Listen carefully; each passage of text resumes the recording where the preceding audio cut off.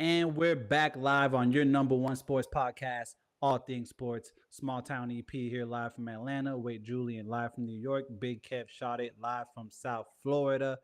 The defending champions in the NBA didn't do much defending in the second half. Man City once again holds the season title in the English Premier League, and we are back to give you the wheel in sports. Whew. Gentlemen. The Pacers stride to the Eastern Conference Finals. They do defeat the New York Knickerbockers because you got to say Knickerbockers when you lose in Game 7 at the crib. You heard? I June got the Heat jersey on. Kev sent the text to the group chat that said, "Yo, the hate will be monumental on tomorrow's episode." I'm gonna kick it over to Kev first. The National Blowout Association strikes once again. Kev, how did you feel watching that Game 7? Oh man, my heart was warm. I was on a plane. It made my plane ride so much more comfortable, being able to like have it on the back of somebody's seat and just watching that go down in the Garden, the Mecca. It was just a beautiful sight to watch. Like Tyrese Halliburton played beautiful basketball yesterday. We've talked about him all season on this show. Like he plays the game the right way. 15 assists, 0 turnover, twice this season. He's a great basketball player. Pascal Siakam is doing his thing yesterday. I mean, he came out. The whole team came out. Yeah, crazy. Just like I don't know. Every time down the court, it seemed like they were not missing, and I think it's because they weren't. Like they were like 8 of 11 to start the game or something. Shot like 72% in the first half, I think, something crazy like that. That was like nobody. They do that and they're winning the championship. Like if they continue to shoot that way, there's nobody in the league that can beat anybody who's shooting 72% for a half. So it looked like the Knicks were gonna give it a run to start the second half. They came out playing good basketball first few possessions and then started to turn it over, and credit to Indiana's defense for that and making plays. So it was as a Knicks hater. Listen, and this is not like I don't like Knicks fans. I don't like Knicks fans. But there's a reason. This ain't that, but there's a very valid This ain't that ain't this. Allen Houston was the first heartbreak I ever experienced in my life, and I will hold on to that resentment forever. So anytime the Knicks lose, it brings me joy. The Knicks being good is good for basketball, and it's good for me too, because the Knicks' hopes come high and then they come crashing down, and there's nothing better than that. That and the Dolphins like doing that. Those are like hand in hand for me. So always good to see the Knicks do well and then fail before reaching the Eastern Conference Finals. I know a lot of Knicks fans were on Twitter posting pictures of themselves in 1999. Hold on to those. You're going to need them for the few years down the line. So, it's just a great time. Great time. Let us know. We saved the spot for you at by the pool here in Cancun. So save the spot by the pool is funny. June, I think, mentioned on Twitter something about something along the same lines, like the sun is nice, the water's warm, come enjoy it. I love the compliment with the subtle hate is beautiful. But yeah, man, the Pacers shooting 67% from the field. I think they came out in the first quarter and shot 80% from the field. Tyrese Halliburton, I think, scored or assisted on like 15 of the first like 19 Pacer points. When you get outscored 39-27, I mean, you had, I think it was 109 points through 3 quarters, which is the highest in, I think, like 40 years or something like that. June, was this more of a Knicks loss or a Pacers win? Nah, the Pacers went into Madison Square Garden and won that game. And first and foremost, I do want to shout out to the chat, Brill in the chat, Cardi in the chat. Bruce says this is nasty work. This was a minute into the episode, Kev. I want you to know that. Cardi, you see the drip. It is a good drip. I gotta correct you, E. Um, Forgive the audio for a second, but this is not a Heat jersey. This is. I was told, all right, when I got this jersey and I bought this jersey, I was told it's a Pacers jersey. So I'm just showing love. I'm just celebrating, you know what I'm saying? Indiana came to New York, 34th Street, 8th Avenue. They did their thing. You know what I'm saying? It does say Heat, and I thought it was a Heat jersey. I thought it was like our championship gold for the 2021 season. Apparently, I had it wrong. Hey, Pacers, bro. listen, don't let anybody tell you what championship gold looks like. We know what it looks like. You know what I I mean? know, brother. But Talk that talk, Kev. I had to get my little hate off. Appreciate the compliment though, Cardi, because on some real spill, yeah, Kev, you right. That is championship gold, and it took a lot of blood, sweat, and tears. You know what I'm saying, over the last 15 years or so. You know what I'm saying, that crazy, but it is a win for the Pacers. The Knicks got their shit blown out again. And to Kev's point, like, who's beating that team on a night where they shoot historically like that? Like, they literally set an NBA record for a game 7 field goal percentage. And during that run in the second half that the Knicks had, where they came out, strong, they went on like a 9-0 run to start the second half. It looked like I was sitting in the bar. I'm not gonna lie, I was sitting in the bar like, I've seen this before. I've seen the Knicks come back down from 20 before. We know that the Knicks are a team with no quit. We know that, guys like Josh Hart, regardless of the injury or not, Jalen Brunson, and DiVincenzo. Shout out to DiVincenzo. I mean, 39 points, putting the team on his back in a in a route. They don't quit, and that's what I respect about them. But they didn't bring it. They really didn't have it yesterday. We could tell that they were very much depleted, from a long, exhausting season and playoff run to date. Um, the Pacers, though, during that run in the second half when the Knicks came back, it was like they got a stop or two, and then they just started hitting shots again. And it just was like, all right, yeah, this is for real. Nesmith is not missing. Like, TJ McConnell, we have to give him all the credit in the world for, gaining another 50,000 to 100,000 haters worldwide. As Knicks fans, I heard it at least 10 times from different people. I hate that white boy. I hate him. Number 9, McConnell. Like, and I would too. Kev, you and I know he's a Heat killer in Philly and in Indiana. I and Jimmy Butler would love him on the Miami Heat, by the way. Most definitely. We'll get there during the offseason. But yeah, TJ McConnell is on a run right now where he's just playing like unguardable basketball. We know his game, we know the spot he likes, we know what he can't do, and somehow he finds a way to get to those spots and put the ball in the basket and make the right play. Like, when you talk about winning plays like that inbound steal he gets, that's just will. That's just want, and that also sucks the energy, and it takes life out of your heart if you're a Knicks fan and player, because it's just like, yeah, today it's just not our day. Like, that kind of lets things sink in a little more when you get those mental turnovers, the 5-second inbound violation. Deuce McBride can't get the ball in bounds where they got 2 timeouts. Out of a timeout. Like, things like that out of a timeout. Facts. So the Knicks just didn't bring it, but I do got to give the credit to the Pacers. Like, they came out and shot historical basketball. The Knicks had a chance to make history in coming back down from the biggest lead in a Game 7 ever.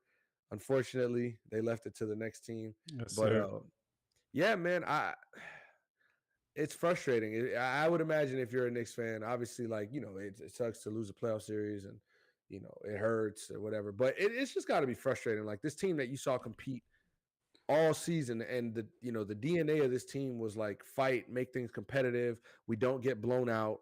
Like, 2 times to this team, once on the road, understandable if you will, but on Mother's Day 40-piece, that's always going to be like, what the fuck. But to come back home on a Game 7 and lose in front of the fans in the Garden, we came up here on Thursday and we was like, I was like, look, Kev said it too. The Garden is one of the most hostile places to play. Obviously, in the playoffs, things are elevated. It's a tough crowd, and the Knicks play some of their better basketball in front of them. So yeah, I'm not gonna sit here and act like Tom Thibodeau is a villain. He did what he had to do. I think he put the guys in the right spot, um, and made the necessary changes when things just kept kind of unraveling for them. So you got to give them credit. The Knicks had a good season, but they underachieved. This is a 2 seed who, yes, dealt with a lot of health, and we can excuse them if we want to, but nobody's gonna be 100% at this point of the season. We see that throughout the league, and it's about not about how you make it, but if you can make it, and they didn't. So another second round exit, back-to-back years. It was Miami last year. It's Indiana this year. We wonder who it'll be next year. We gotta go from there. Yeah, you were saying that they cut it close. The Knicks they cut it close at one point. I think it was 73-67, about a 6-point deficit. And to correct myself, that's when the Pacers went on that crazy run. It was like 19-4, and Halliburton assisted or scored, I think, 15 or 16 of those points. Yeah, you also said that they scored 109 points in the third. 101, quarter. 101. Well, the Knicks scored 109 for the game. Nasty work. Listen, we'll have game 1 of the Eastern Conference Finals. The Pacers at Boston tomorrow. Boston, yeah. And one more thing. And I'm quite upset that I'm not upset at all. Fuck, no, I'm not. But it would have been very interesting to see the Knicks advance and play Boston and see what side Kendrick Perkins was going to kind of take here, because we see that. I don't know if y'all saw the clip of Kevin Garnett. Shout out to the ticket. He's like, listen, if Minnesota wins, we up. If Boston wins, we up. Like, game by game, I'm going for both of them. I'm in the middle. Nobody's qualified but me. I could do this. And I think Kevin Garnett, has a great point there. 1,000%. Which he did bring a lot of success to both franchises and brought a name to both franchises. Brought a name to Minnesota and won a championship in Boston after they traded for him. But Kendrick Perkins was front runner for the Knicks. You know what I'm saying? He was on this generational fan level shit that he was doing in 2020 with them goons down there in Miami. Right. So I would have been interested to see what side he would have picked there. But in the famous words of Kanye West accepting an award, I guess we'll never know. And in hindsight now, they say hindsight's 2020. In hindsight now, Josh Hart walking up to Reggie Miller and making sure that he knew what the crowd was chanting. Yeah, looks so nasty. And now. Say that one again. If was a fifth, cheers, we'd all be drunk. You heard? And also, the Tyrese Halliburton as a front runner thing is so ridiculous because I don't hear a lot of, like, usually, first of all, you talk when you're winning. Like, I've not seen many people. Yeah, outside like Michael Jordan. When you're down 20 and you dunk on somebody and you start yapping, you get clowned. So, like, obviously, like, who's doing that? But to also his credit, he was talking to the fans before the game, allegedly, and telling them, just watch. I got something for you. And he came out, finished up with 26. Backed it up. 6 of 12 from 3. You know what I'm saying? Like, 2 turnovers. He came to play. And, there's a lot of naysayers out there that are hating on the drip, post-game drip. He had the hoodie on. Pre-game, he had the black T-shirt on. Post-game, he has the hoodie on. And for whatever, you're going to get hate off wherever you can in these streets. But I ain't never seen somebody hating on the pre-game drip and the post-game drip. Like, come on, guys. Come on. He wanted to make sure that he put y'all in a fucking coffin and then paid respect to Reggie Miller, who is a great, and did it the right way. And hey, if you disagree, I see what you're saying. Would have been cooler, would have been a little more of a confidence thing had he come out and did it before the game. Maybe, but guess what? He won. He could wear whatever he wants after the game. Who knows if they just brought that to him at the end of it? Listen, Tyrese Halliburton, Masterclass in Game 7. Shout out to him. Advancing brought this Pacers team from a non-playoff team to a Eastern Conference Finals bound team with, I guess a chance, if you will, versus Boston. And we're gonna get to see them, try to do something tomorrow night. Yeah, absolutely. Tomorrow night, game one of the Eastern Conference Finals, Indiana at Boston. Boston favored by 10.5 points, which is very interesting to me, knowing that Indiana, one of the top three offenses in the league, loves to run up and down the court. Boston likes to play sets, likes to play their own game. Could get a little frustrating for Boston if Indiana, if they start to play into Indiana's game. June, 10.5 points in this game one. Too many points? With Indiana being as hot as they are right now, it does feel like too many points.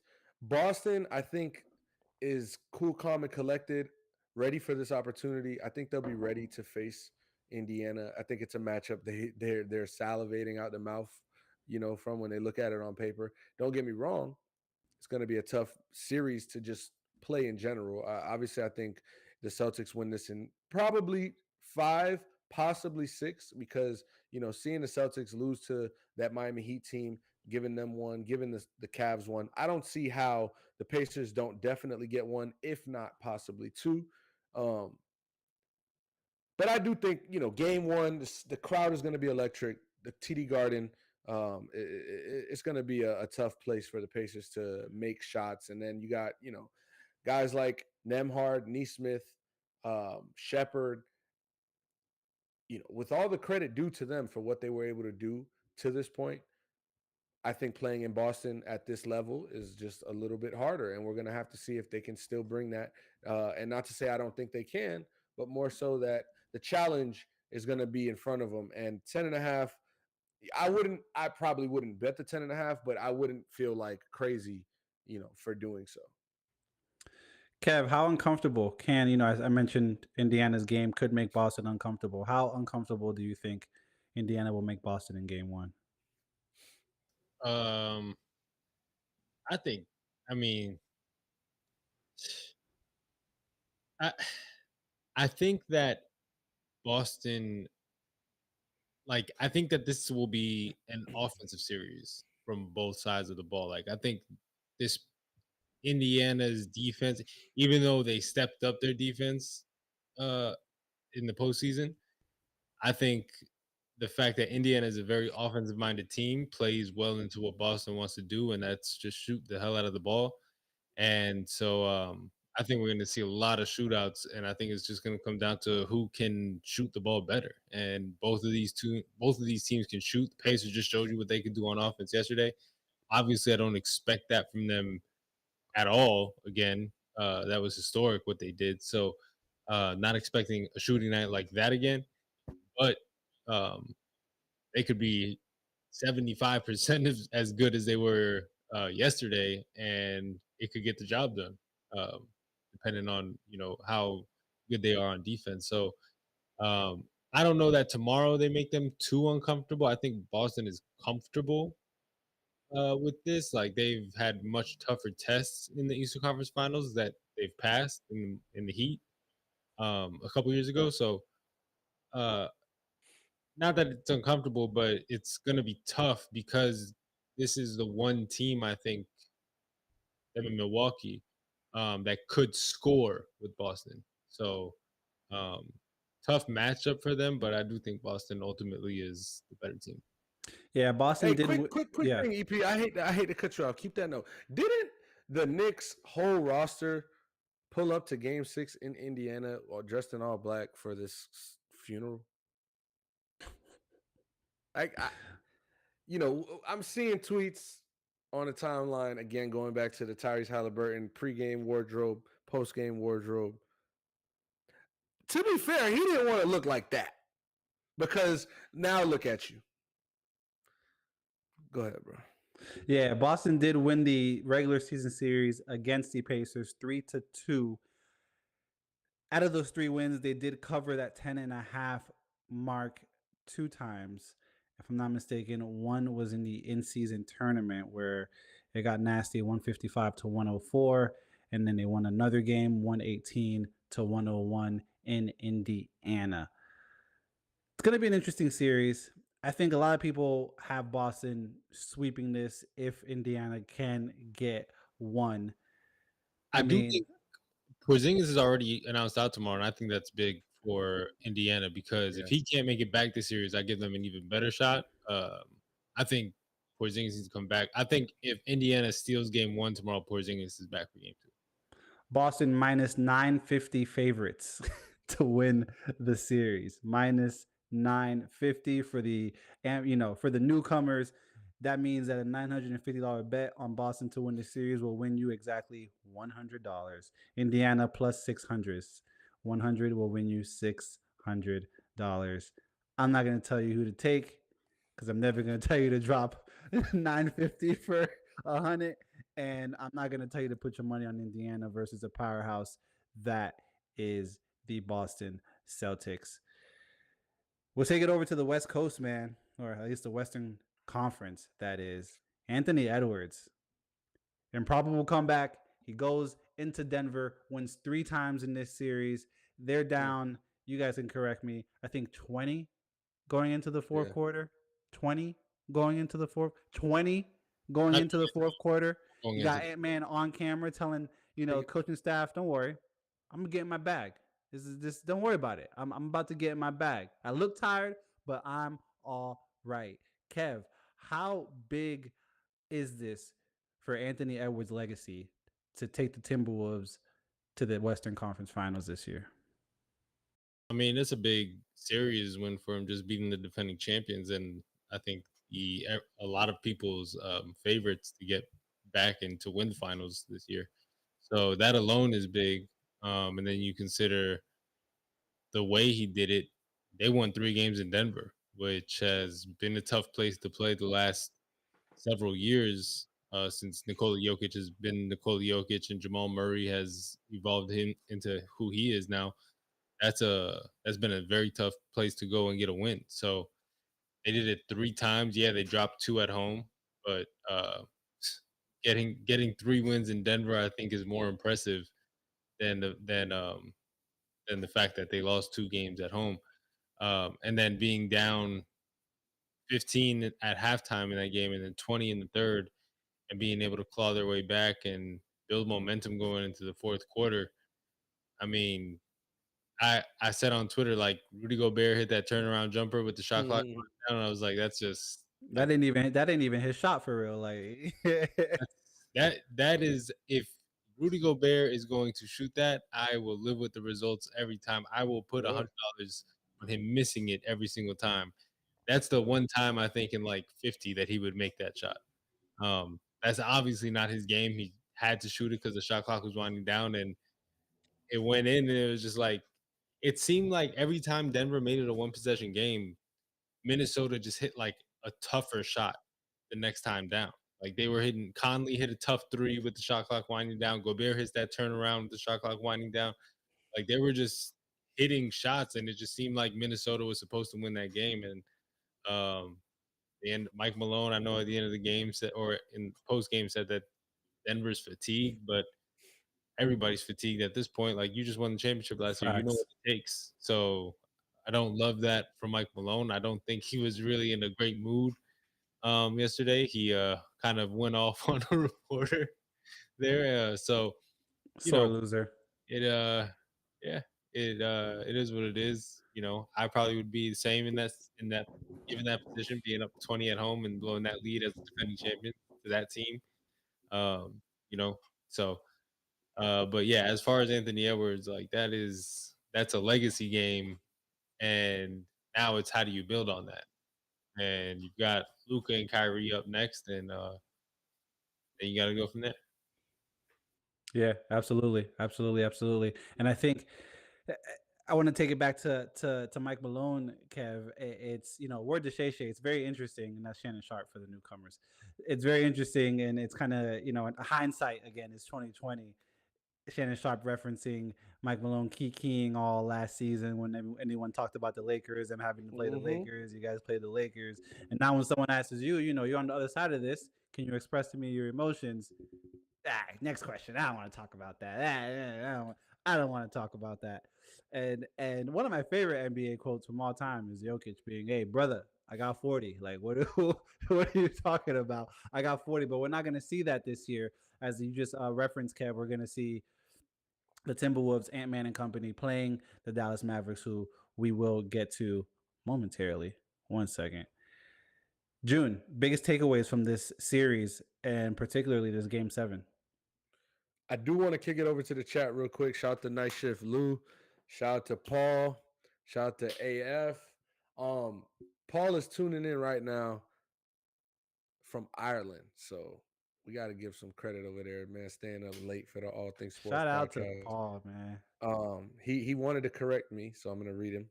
He said 5 players showed up in black, the rest didn't. You know I got to get my shit off, but check your facts. Fair enough. 5 too many. 5 too many, brother.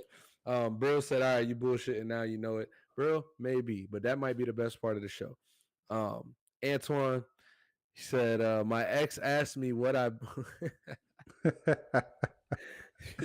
Go Bear. Started something with my ex. He said, "My ex asked me what do I better." I told her go Bear over 30 points. That's funny as hell. He said, "Word to Ray. The question is, who do you think cried on the Nuggets?" My answer is no one, aka no heart. And Night Shift Lou says no. Go Wolves. Shout out to Ray. I owe you $50, bro. I'm gonna pay that. I'm gonna pay you, bro. I'll pay you. Dallas beat OKC. We did bet on that. But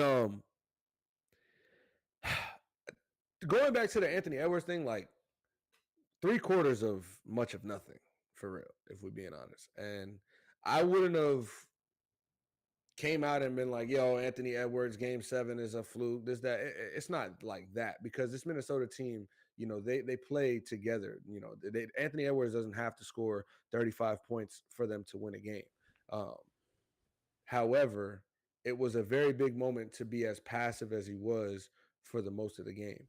When that fourth quarter came, the defense started tightening up. They started making tougher shots, and Anthony Edwards found himself getting a couple fast breaks, getting some steals, and then hit some tough shots at the end that just clutched it up. And that's what great players do. So it still does, yes, add to his legacy. It does mean something. He did contribute in a major way, and they don't win this game without him. So, you know, but it's not like, you know, Anthony Edwards came out and, you know, gave him a 40 piece or, you know, did what he was doing earlier in the season. But I'm gonna give him credit. Ant said that's his favorite player, second favorite player. That's my favorite player right now. EP, I think, is a Ant stan as well. Yes, sir. Yes, sir. You know, Anthony Edwards stan podcast, but Karl Anthony Towns, bro, gotta give him credit. Got to give him credit. He had 5 fouls with like 4 or 5 minutes left in the fourth quarter. Found a way to, you know, stay in the game.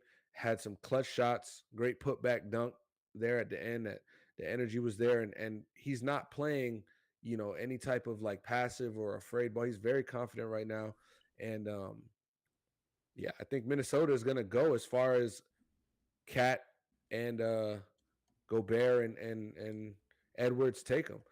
To me, this is the finals champion right here. I thought the winner of this series was going to go on to win the finals. I think Dallas is going to put up a good fight, and I know we'll talk about that more, but just quick thoughts. Like, I think Dallas is going to put up a good fight. They got a lot of defense, but Derek Lively, he's going to need some help. And shout out to him for making that all-rookie second team. Could have made the all-rookie first team. I wouldn't have been mad at it, but he's going to need some help because Gobert and Karl Anthony Towns, Naz Reid, you know, they're going to put a lot of bodies on them, and we'll see the inexperience from even from Dallas in general. Not to act like Minnesota's the most experienced team. Gobert obviously has some playoff experience. Karl Anthony Towns been a few times, and outside of that, it's much of nothing. Mike Conley has a lot of, you know, experience, but that Dallas team, they're banking on Kyrie Irving and Luka Doncic to, you know, take them as far as they can go. And Kyrie Irving is a great player to have in a locker room at this point of the season, you know, when things get real tight. But I don't know, man. We'll talk about that one later. I know you asked me about that. We're going to get to it. We're going to get to it. We definitely going to get to it. I want to also reference. So Yeah, my bad, real quick, just about Ant. Like I think, like June said, like great players find ways to impact games, and his shot wasn't falling, and that maybe led him to not be as aggressive. But he, the way he defended Jamal Murray in the second half, after Jamal Murray looked like he was about to go for 40 or 50 in the first half, and then he had Jamal Murray passing up the ball to not even he didn't even want to bring it up court at one point. Like he was telling them to go. Yeah, yeah, So and that's not Jamal Murray's always looking for the ball. yeah. So Ant literally had him not wanting to pursue bringing the ball up the court. And so I think that's literally like Hey, what you want from your superstar. Like if his shot's not falling, how else is he gonna find a way to impact the game? Ant said, "EP, are you drinking E and J? Ask EP to walk in a straight line." that's crazy. Woodford Reserve, my brother. Hey, Woodford Reserve. You he heard? he also said that Anthony Edwards' shot wasn't falling, so he was talking shit goes a long way, and that's true too. We've seen that in the movies and in real life. And it wasn't like, listen, they were down, like I said, 20 going into the fourth quarter. It wasn't Was it like the fourth, Kev? Nah, they started making their comeback in the third. in They the actually third. went up. They went up early in the fourth and then didn't really let the lead go. But at the same time, it wasn't like they won by 1 point. It was a last second, Yeah, yeah, shot, heave, went in, crowd goes. You won by 8 points after being yeah, down, such a deficit. You won by 8 points. And that's just a testament to something that I texted June. I might send to a group chat. I'm not sure, but just Ant Man's demeanor and his confidence, even when he loses, taking accountability for his actions, his misplays, his lack of playmaking for yeah, that matter. You could just really tell that he had already came to terms with the fact that, hey, you know what? I know who I am. I know what kind of player I am. I know what I'm capable of. I know what my potential is. And when it's all said and done, this season may not be my season, but I know I'm gonna be here for another 15 plus years, and I'm gonna be where I want to be. And it's looking like it is, and it might be his season to take this Timberwolves team all the way, right? I mean, Western Conference Finals for the first time in 20 years. 2004 was the last time that they were there. What else can you yeah. say about To the date. what else can you say about this young man, former first overall pick? I know we talked Dallas for a second. The Mavs take over, conquer the Thunder. Zeus's lightning bolt just wasn't working. 4-2 in a 7-game series. SGA, even with the 36-point performance in Game 6, just wasn't enough to hold off Luka Doncic. 29-point performance. Kyrie Irving, 22-point performance. I mean, Luka with another triple double and a closeout win. What can you say about this? What else can you say about him in his career at this point? He just needs that stamp, that championship stamp, and they're one step closer at this point. Kev, how I know June referenced it, how good it is to have a player like Kyrie with that type of leadership and that type of playoff experience in the locker room. Who's the bigger impact in this locker room right now, do you think? Is it Luka or is it Kyrie? I think the bigger impact in the locker room is Kyrie. Like it's just as far as leadership and like Kyrie's the one who he's been there, he's won a championship, he knows Yeah, what it takes to get there. You see before the games, he's the one kind of rallying the guys and giving the pregame speeches to the team. So it's definitely like I think Kyrie leads more vocally and Luka kind of leads with his play and on the court type of deal where Kyrie's also like a leader on the court, but I think just this is Luka's team, and I think Kyrie knows that. Obviously, like this is the franchise that drafted Luka. Luka's been to the Western Conference Finals. Like he's got experience to getting here and losing here. So um, this is his second time here, and it's going to be now. Can he figure out a way to get past this round? And if not, that's going to start to be the narrative in his career. Um, Fair or unfair, still young. So not to say he can never get back here or can never get over that hump, but the same way people talk about Jason Tatum is going to start to be the way they talk about Luka in that sense.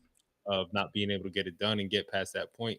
But they do have another person who's been to the finals, and that's Derrick Jones Jr. So um, they do have a another person who's been experienced a deep playoff run, who is, I mean, he's a vital part of this Mavericks Definitely. team, and if he's playing well, then that team seems to run a little smoother. I know when they inserted him into the starting lineup, that was a big turning point for them in the season, and just things seem to turn in terms of like their play on the court with Derrick Jones Jr. in the starting lineup. So um, it'll be an interesting series to watch and see who can pull this off, because you do see, like, with these young teams, like even the Warriors went through it.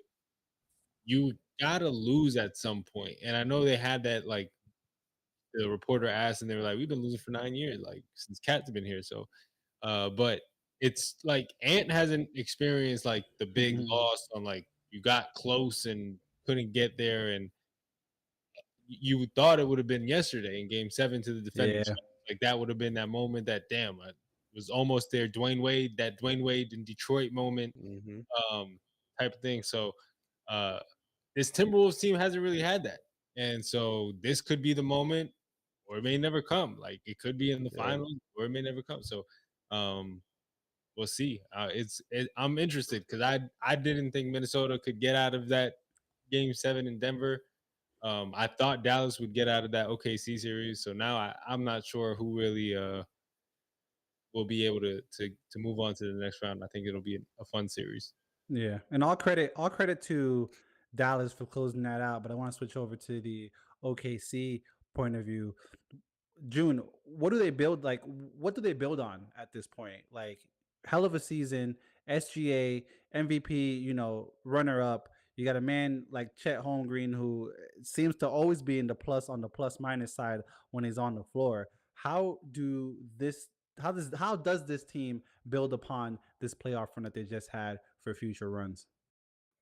I think size, man. You got to get a little bigger in the front court. Jalen Williams, much credit due to him for how his progression from, like, obviously from rookie year to now, but like even from the beginning of this season to what he was in the semifinals. I mean, he's as good as a wing as he is, in a big forward wing type guy. They might need they might need that guy at the wing. But even if they don't get that, they must get bigger and help Chet Holmgren. They're gonna have to either figure it out through the draft, free agency. Maybe they find somebody that they can trade for. But size has got to be the priority for the Thunder going into next year, because I mean that was kind of the talking point about the Thunder even before the playoffs. Like, yeah, Anthony Davis, Nikola Jokic, those two, the Timberwolves, if it came down to it, they would probably have a field day um, down low. And so we saw Derek Lively, right, and Daniel Gafford were able to really, really produce and have some good games, big rebounds. And it's not a discredit to Chet Holmgren, because, like you said, he's always finding himself on the right side of things and doing the right thing. But he's only one man. He's also just a rookie, so you can't even put that all on him. So that's what I would think. And we'll get game one of the Western Conference Finals on Wednesday. Dallas Mavericks on the road at the Minnesota Timberwolves. Minnesota, as of right now, according to ESPN Bet, are -4.5 favorites. Line did open at 3.5, moved the point already to Minnesota -4.5. Minnesota's -175 to win this series. Dallas +150 to win this series. Kev, who wins game one? I think I think Dallas steals game one. And I just think it's gonna be like one of those moments, like kind of how Minnesota won the first game 1 and game 2 in Denver, and then came home and kind of were flat. I think when you get such big wins, sometimes especially a team who's inexperienced at this point in the season, um, can come out a little flat next game. Yeah, So the lights get a little brighter right now. yeah, and I don't think that's going to be too big of an issue for this team, especially with Anthony Edwards. Like I think he's just out there, similar to Kyrie. Like he's just out there having fun. Like he reminds me of somebody who's playing basketball at the park, like playing pickup, and he's just talking the whole game. Doesn't matter if he's winning, doesn't matter if he's losing. He's letting you know that he's going to impact the game somehow. He's playing defense. He's shooting the ball. He's scoring the ball. So um, I think Anthony. I mean, I'm same way you guys do. I love Anthony Edwards. This is like June said. This is an Anthony Edwards Stan podcast. So definitely, definitely looking forward to seeing what he can do. But I think Dallas steals game one, and I think Minnesota still gets game two, and then I think it'll be an It interesting. becomes a series. Yeah. June, Kevin's saying that those 4.5 points that Vegas is giving Minnesota way too many. How you feel about it? You're on mute, buddy. Thank you. If Minnesota wants to win this series, it starts at game one, first of all. And obviously, it's a long series, things can happen. But Minnesota came out game three with their first playoff, opportunity in some time, big game that they felt like they had, a chance to win, a opportunity to go up 3-0 against the defending champs and shit the bed. Like Anthony Edwards came out the next or post game and said, listen, that's on me. We didn't come out with the energy we needed to, XYZ. Show the mistakes that you learned from that series right there in game 3 and game 4 and put it to show here. Like Denver is a better team than Dallas, no matter how you put it. I think they've faced their toughest task. Now, when I say toughest task, as far as they faced their toughest opponent, their toughest task is going to be winning the finals. And it's only going to get a little tougher as they go with more wear and tear. It's tough. But they already played their hardest opponent. Take what you can from that series, gather it as quick as possible, and insert it into game one. Because this is a game you need to win. You have to protect your home court in the Western Conference Finals if you're Minnesota. Dallas is a team that can, we've seen, go on the road, steal a game, and really win a series that way. So you don't want to give Luka, you don't want to give Kyrie that extra confidence boost. They're already as confident as they need to be in their skill sets. They lose game one on Wednesday. Dallas is going to start getting the talks of like, oh shit, is this the championship? Is this the championship team right here? Is this Luka's year? And it could be, but I don't think so. I think the points are fine. I think Minnesota takes care of business. And Ant-Man, we got to get another masterclass, bro. We can't. Like, it's only been 2 games or so, but we need another one. Come on. I totally agree. Gentlemen, real quick, Kev, does the finals winner, or I should say, is the finals winner going to reside in the Eastern Conference or the Western Conference if you just had to choose at the top of your head? If I had to choose right now, I would say the West. June, you're sharing the same sentiment? Yeah, West bro. Side? All right, West Side, West Side. So, with that being said, the two West Coast teams, Minnesota Timberwolves, are plus 240 to win the NBA title. Dallas Mavericks plus 525 to win the NBA title. Kev, who are you putting your bottom dollar on if you had to? I've already got it on Minnesota, so. Oh, June, if you had to choose between those two Western Conference teams, who are you taking? Say it for me, E. Say it for me, E. Minnesota. Minnesota. Yeah, bro. I love it. I love it. I love it. Listen, in other news, as we like to say here, there is Antonio Brown has filed for bankruptcy. Sorry. Hey, we give the real. I guess that is pretty real, but I mean, I don't know. I guess he put that shit on too much. Too much shit. He put too much shit on. There is one New York team in a conference final. That is the New York Rangers, the hockey New York Rangers, playing the Florida Panthers. I think that game won, if you look in the ticker, UFC, if I'm not mistaken, is on Wednesday. Yeah. Wednesday, right? Yeah, Wednesday. Game 1, Eastern Conference Finals. Go Gatos. That's all I gotta say. Let's go Panthers. I'm sorry, I know I'm from New York and all that, but I mean Broward County at its finest. Broward County. Broward. I wasn't bred there, but Broward bred, Broward dead. Word to Rob Banks. You heard? Let's go Gatos. Game 7 of the Western Conference second round right now. Oilers Canucks. Just the puck just dropped about a minute and a half into the first period. 0-0, 0-0. Again, that's Edmonton at Vancouver. I'm going to take Vancouver because, I mean, I just feel like the Oilers are a little overhyped. Man City, 4P. McJesus. McJesus, I'm Hey, sorry. this is a legacy game for him now. Like he's gotta show something. So this is That's a game fact. 7. That's a That's a fact. fact. This is a legacy game for McDavid tonight. Man City, Manchester City, 4P, EPL, 4 times. Count them. You know what Kobe do, RIP Bean? And he turned it around on them, 4P, I mean, just a testament to how football should be played. Erling Haaland just continues to dominate the EPL. Arsenal thought that they had it, but just when I thought I was out, they pulled me back in. You Right got to back be a in. little quicker than that. Shout out to Man City winning the EPL title. I mean, this football season was amazing. We still have Champions League final on June 1st. Whew. We're having a blast.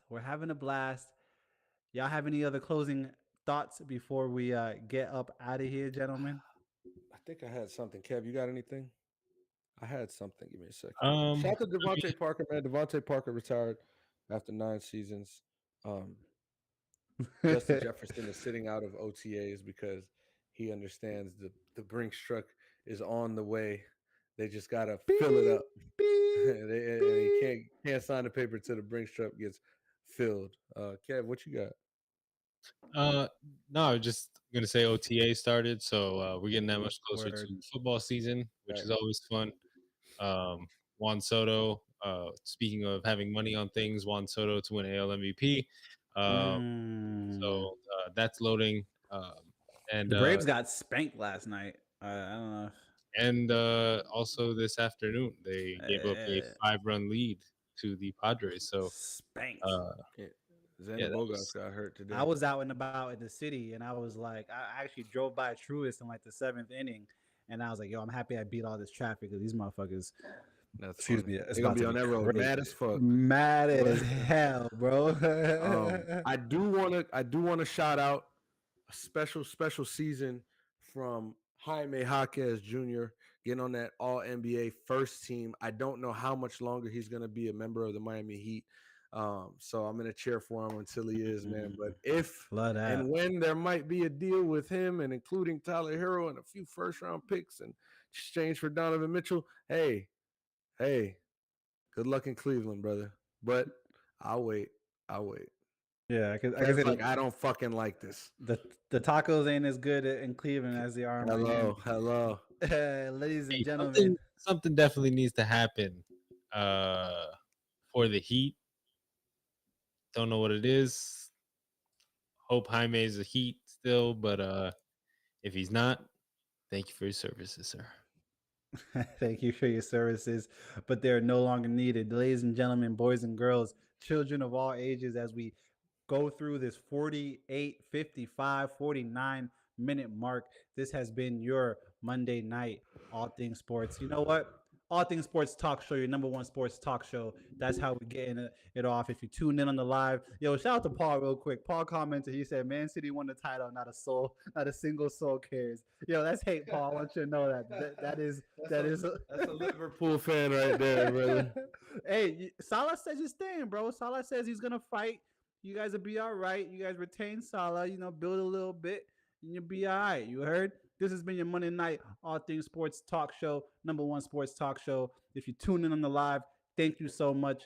If you're tuning in after the fact and rewatching it, thank you for taking time out of your beautiful day because you could have been anywhere in the world, but you was right here. Shout out to the Woodford Reserve I just had. That's not paid sponsorship, but hey, Woodford, come fuck with us. Come fuck with us. We'll see you guys on Thursday. Peace.